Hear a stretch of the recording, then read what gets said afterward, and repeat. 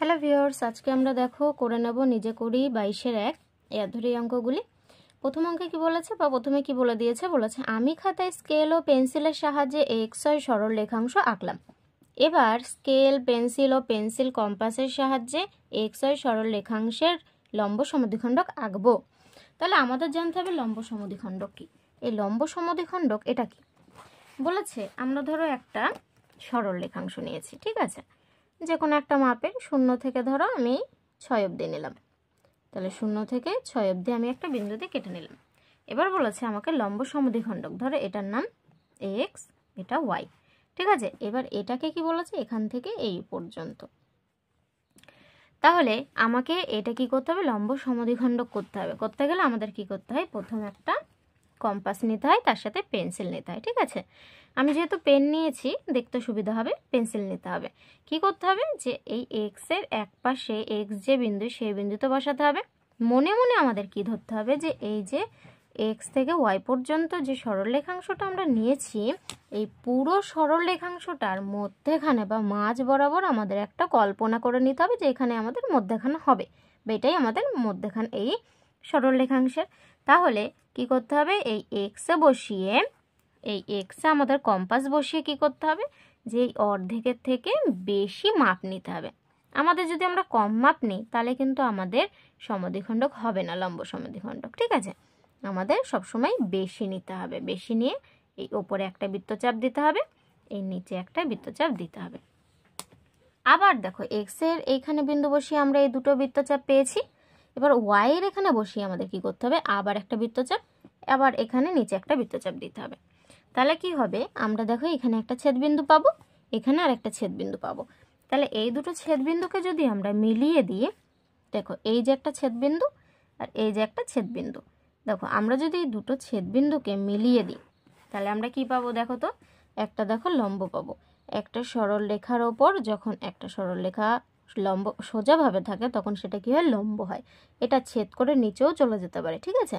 কিন্তু এই অবধি দেখো একটা লম্ব হয়, এই অবধি একটা লম্ব হয়, এখান থেকে এই একটা লম্ব হয়, আবার এখান থেকে এই একটা লম্ব হয়, ঠিক আছে। তাই এমনভাবে দেখো এখান থেকে এই অবধি দেখো একটা লম্ব হয়েছে, আবার এখান থেকে এই অবধি দেখো আর একটা লম্ব হয়েছে। তাহলে এই যে যেখানে ছেদ করেছে এটা আমাদের কি হয়েছে, ছেদবিন্দু হয়েছে। এবার আমাদের কি বলেছিল, এক্স ওয়াইকে আমাদের সমান দুই লম্ব দ্বিখণ্ডক করতে হবে, একটি লম্ব দ্বিখণ্ডক। তাহলে এই যে আমাদের লম্ব দ্বিখণ্ডক হয়ে গেছে, মানে লম্ব দ্বারা একটা সরলরেখাকে দ্বিখণ্ডিত। এখানে ধরো আমি একটা শূন্য নাম দিলাম, কি নাম দিলাম, ও নাম দিলাম। তাহলে এ থেকে এক্স থেকে ও পর্যন্ত দেখো একটা সরল রেখাংশ পেয়েছি, ও থেকে একটা ওয়াই পর্যন্ত সরল রেখাংশ পেয়েছি। এবার আমাদের কি বলেছে, দেখো বলেছে আমি যদি এক্স ওয়াই সরল রেখাংশের অর্ধেকের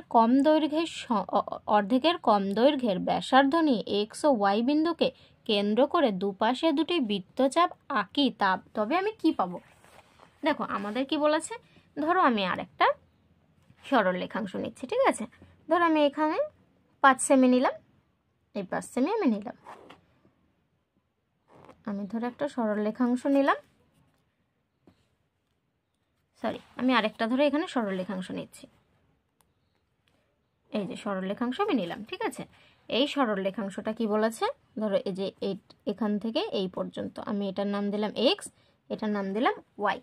এবার আমাকে কি বলেছে, যে এক্স আর ওয়াইকে ধরে, ধরো আমি মধ্যখানে এই অবধি ধরেছিলাম।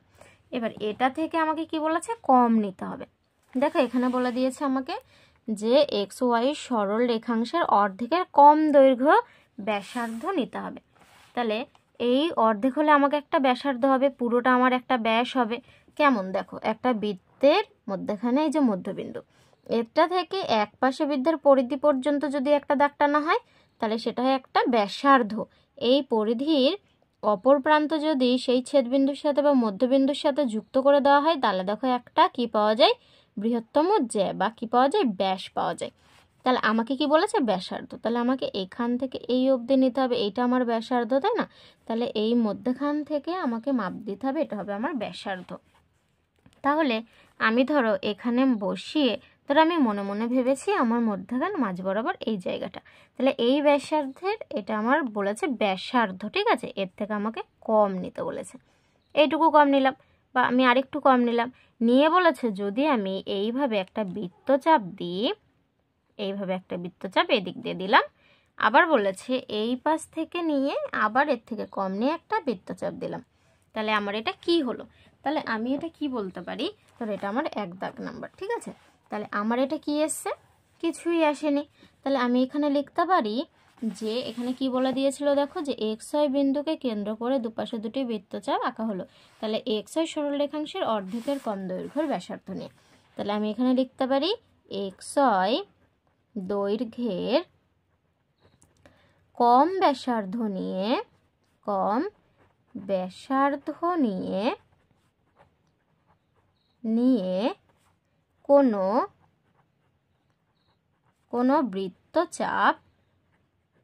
কোনো বৃত্তচাপ আঁকা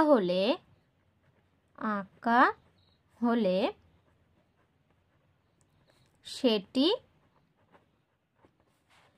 কোনো বৈধ রূপ নেয়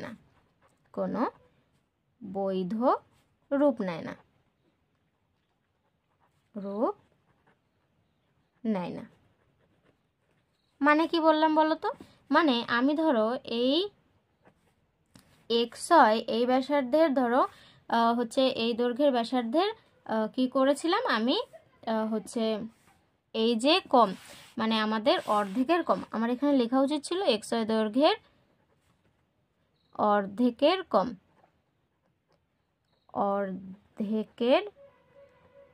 কম ব্যাসার্ধ নিয়ে যদি কিছু করা হয় বা কোনো বৃত্তচাপ দেওয়া হয়, তাহলে সেটা কোনো বৈধ রূপ নেয় না বা পায় না। কেন পায় না? যদি এবার পরের অঙ্কটা আমরা দেখি, তাহলে আমরা এই অঙ্কটা বুঝতে সুবিধা হবে। কেন বলছি দাঁড়াও, বুঝতে পারবা। বলেছে আবার আমি যদি XY সরলরেখাংশের অর্ধেকের বেশি দৈর্ঘ্যের ব্যাসার্ধ নিয়ে XY বিন্দুকে কেন্দ্র করে দুটি বৃত্তচাপ আঁকি, তবে কি পাবো? এবার বলেছে যে ধরো আমি একটা 2 দাগ ধরো বলেছে আমি একটা সরলরেখাংশ নিলাম। কত সেমি? ধরো কোনো সেমি নেই, ধরো একটা সরলরেখাংশ নিয়েছি। ধরো এই একটা পাশের বিন্দু, এই একটা পাশের বিন্দু, ঠিক আছে। আমাকে কি বলেছে, ধরো আমি মাঝ বরাবর এটা ধরেছি, এটা আমার মাঝ বরাবর, তাহলে এর থেকে আমাকে বেশি নিতে বলেছে। এবার আমি আগে দেখো কম নিয়েছিলাম, এবার আমাকে বলেছে ধরো এটা আমি নাম দিলাম আবার X, এটা নাম দিলাম Y।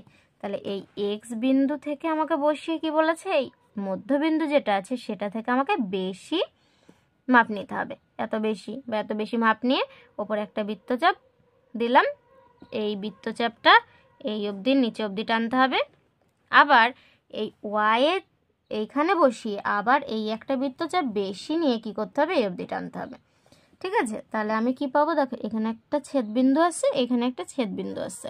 তাহলে আমি যদি এই যে বলেছে আমাকে যে সরল রেখাংশের অর্ধেকের বেশি দৈর্ঘ্যের ব্যাসার্ধ নিয়ে X ও Y বিন্দুকে কেন্দ্র করে দুটি বৃত্তচাপ আঁকি, তবে কি পাবো? তাহলে এই দুটো বৃত্তচাপ দিলে আমি কি পেয়েছি দেখো, এই একটা ছেদবিন্দু পেয়েছি, এই একটা ছেদবিন্দু পেয়েছি। এবার আমি যদি এই দুটোকে মিলিয়ে দিতে পারি, এইখান থেকে এই ছেদবিন্দু পর্যন্ত দেখো মিলিয়ে দিলাম, তাহলে আমি কি পেলাম বলো তো? এখানে ধরো আমি নাম দিলাম O, ঠিক আছে।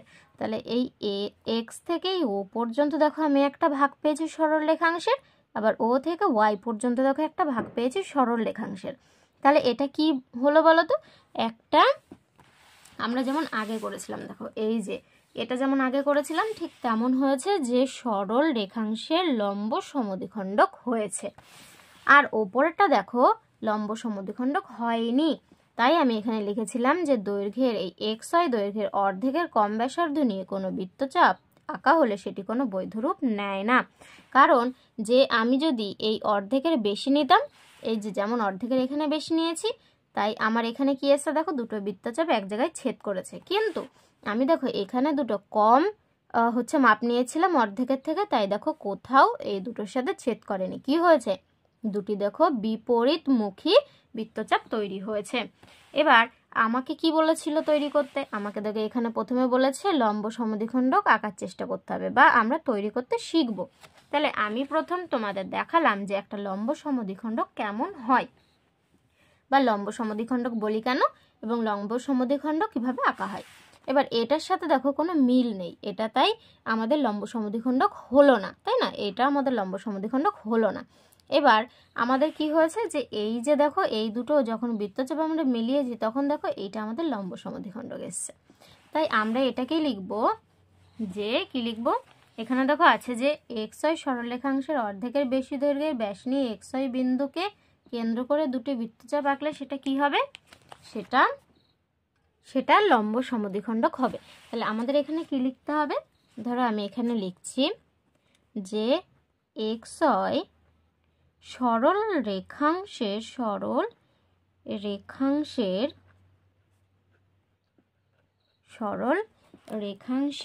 অর্ধেকের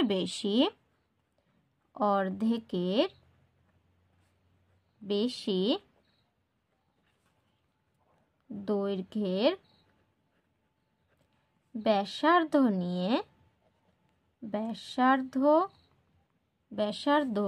নিয়ে X ও Y বিন্দুকে কেন্দ্র করে দুটি বৃত্তচাপ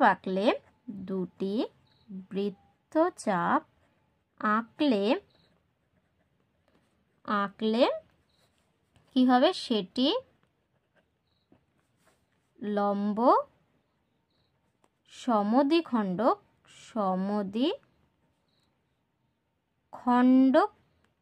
হবে, তাই না? হলো এটা। তাহলে আমাদের অঙ্ক এখানে আজকে শেষ হলো। পরের ভিডিওতে আবার দেখা হবে। তোমরা বুঝতে না পারলে বুঝে নে, আশা করি বুঝতে পারবে, কারণ খুবই সহজ বিষয়, একটা লম্ব সমদ্বিখণ্ডক আঁকার বিষয়। এটা বোঝা, এটা খুবই সহজ। একটা দেখো পুরো একদম ড্রয়িংয়ের মতো, জ্যামিতি খুবই সহজ বিষয় হয়, একটু মন দিয়ে দেখলেই বুঝতে পারবে। আজকে আমরা এখানেই শেষ করছি। Thank you.